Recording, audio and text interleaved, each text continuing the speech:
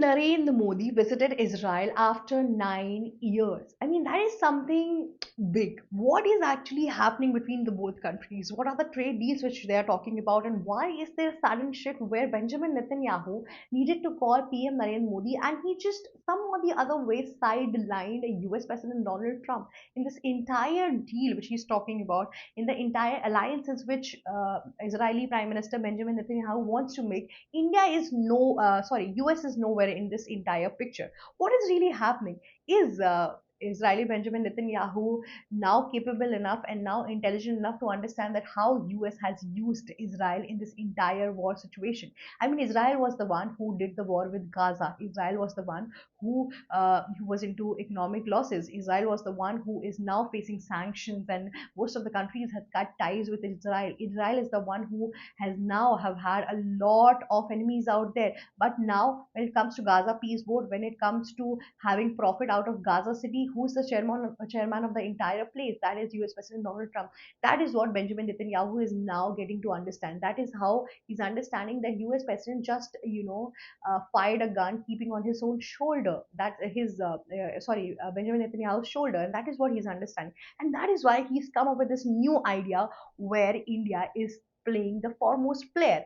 Yeah, it's more like India is actually playing like a Virat Kohli in this entire deal, which where Israel wants to take up in this matter. So basically, Israel wants to make hexagon of alliances. What is this hexagon of alliances? Let's get into it. Hexagon of alliances is the alliance between West Asia, Southeast Asian countries, Africa, and many other things. So in this entire country, India is there, Greece is there.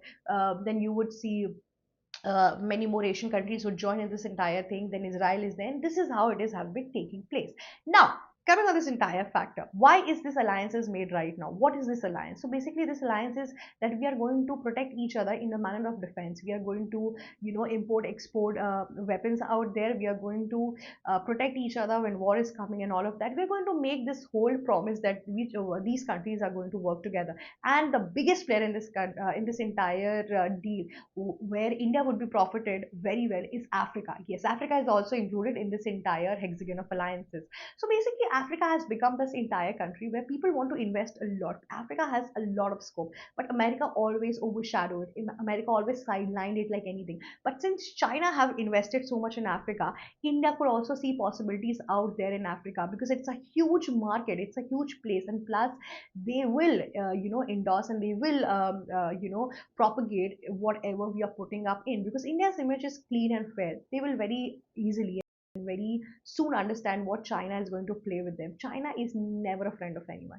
China has always been a person who wants to come up with a thing and who always want to put up another country in the debt trap, and that is what they're going to do with the African countries. But if India comes in this entire matter, then China would be also afraid of this fact that okay, India is also a foremost competition. So that is how it is going to happen.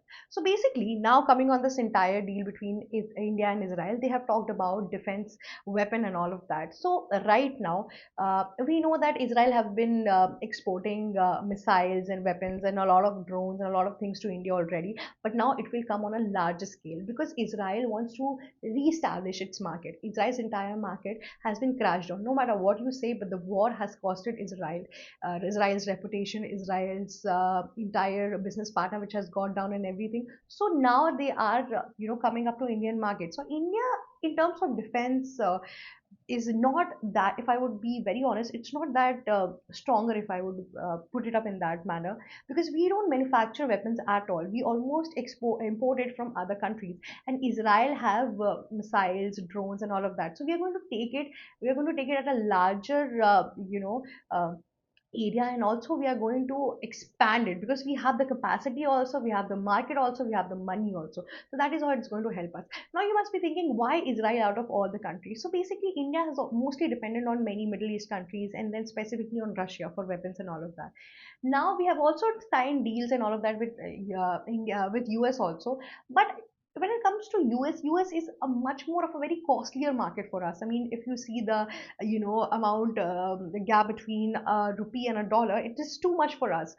But in terms of Israel, there is two possibility. We are going to get weapons in a very lower prices, and also if you see this another thing, that we are going to get weapons as well, but also we will be able to trade the entire deal in our own currencies, and that is the biggest profit we can get out of this entire deal. That is what India should aim for, and India will aim for in this entire matter.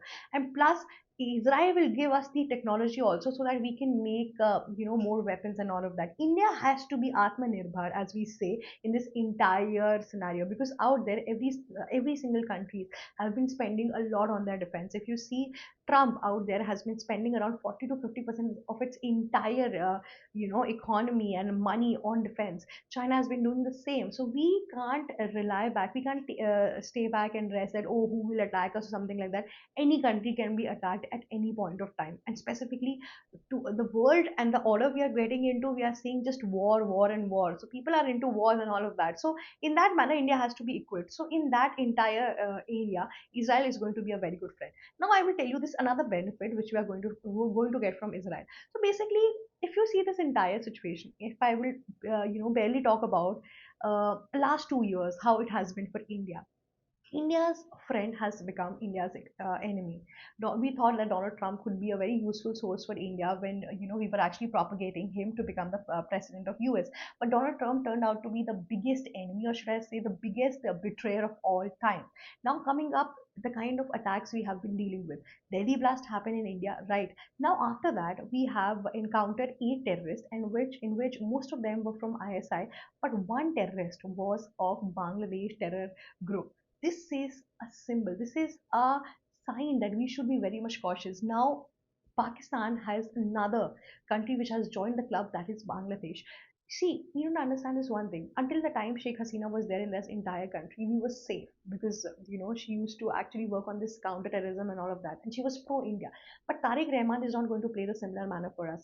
In that manner, India has a lot of enemies right now, and India's foremost friend, who has always been there with India, has been Russia. But Russia himself is in the war, so we cannot really expect that Russia would cut their entire food and then invest in India and help India. We cannot expect that. We need to make more alliances, and India has always stand on this entire on this entire manifesto, that we are going to get multipolarism. That means we are going to make more and more decisions.